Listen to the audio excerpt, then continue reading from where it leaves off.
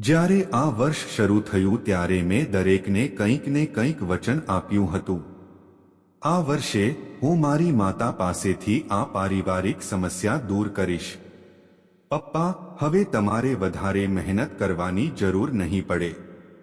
બહેન, તમે કશાની ચિંતા કરશો નહીં. હું તારો ભાઈ છું. આ ઘર હું બનાવી આપીશ. હું ઘણા પૈસા કમાઈશ. હું પણ ભણીશ.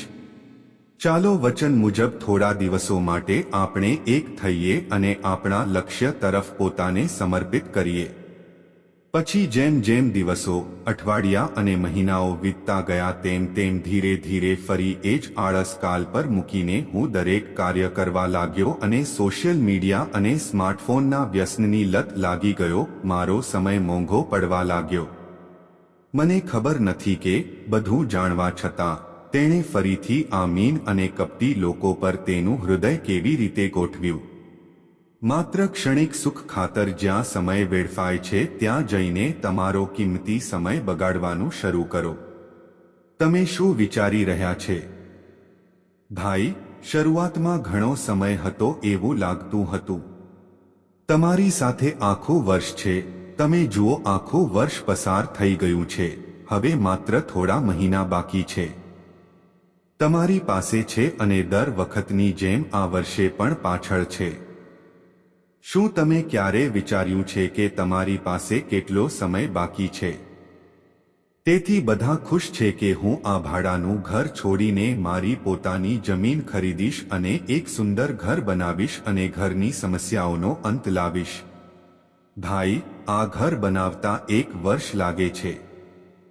શું તમે ક્યારે તમારી ઉંમર જોઈ છે? શું તમે તમારી પોતાની આવક જોઈ છે?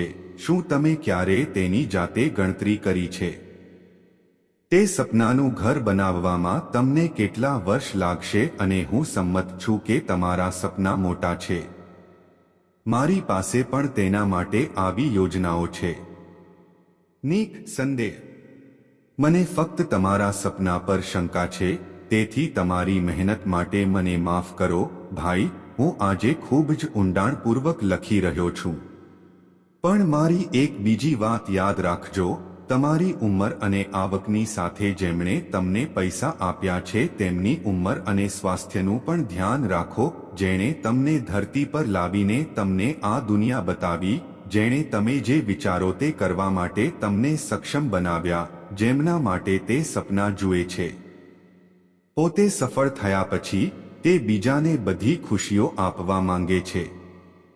મારા મિત્ર, જરા ધ્યાન રાખજો જેથી તમારી સફળતાની સફર એટલી લાંબી ન થઈ જાય કે તમે જેના માટે સફળ થવા માંગો છો તે વ્યક્તિ હવે તમારી સાથે નથી. તમારી પણ એ કમનસીબ બાળકોમાં ન ગણાય કે જેઓ જીવતા રહીને પણ પોતાની બદમાશી અને મોજ ખાતર પોતાના ભગવાનને તકલીફ આપે છે. ભાઈ, આ દુનિયામાં દરેક જણ એકના એક દિવસ સફળ નથી થતા. સફળતા નાની હોય કે મોટી, તે બોસની વિચારસરણી પર આધાર રાખે છે. કોઈ માટે તેની સફળતા તેના પર નિર્ભર છે કે તે નોકરી છે, તેનું પોતાનું ઘર છે. કોઈ માટે તેની પોતાની શરૂઆત છે કે તેની પોતાની કંપની છે. તેની વિચારસરણી પર તમે પણ તમારી વિચારસરણી મુજબ એક યા બીજા દિવસે તમે જે ઈચ્છો તે બની જશો. પરંતુ તમે જેની સાથે સફળ થવા માંગે છે તેની સાથે રહો તો સફળતાનો શું ફાયદો? જે સફળતા આજે એક ઉંમર પછી મળે છે. આજે જીવવા માટે કેટલો સમય છે? કાલે આવું થશે કે નહીં ખબર નથી. જો તમે આજે એકલા છો તો આ તમારા માટે કામ કરવાની તક છે. મને ખબર નથી કે કાલે મને આ તક મળશે કે નહીં. સમય સમાપ્ત થઈ રહ્યો છે. તેથી મેં મારી જાતને જે વચન આપ્યું હતું તે પૂરું કરવા માટે લાડુ. મને ખબર નથી કે કાલે લડવાની મારી તાકાત હશે કે નહીં. ના રહેવાય. તે કહે છે, સમયની કિંમત કરતા શીખો, નહીંતર કોઈ તમારી કિંમત નહીં કરે. તમારે કોમેન્ટ સેક્શનમાં વાર્તા અવશ્ય જણાવો અને જો તમને ગમતી હોય તો આ ચેનલને અવશ્ય સબસ્ક્રાઇબ કરો અને નોટિફિકેશન દબાવો. ત્યાં સુધી આગળની વાર્તામાં ધ્યાન રાખજો.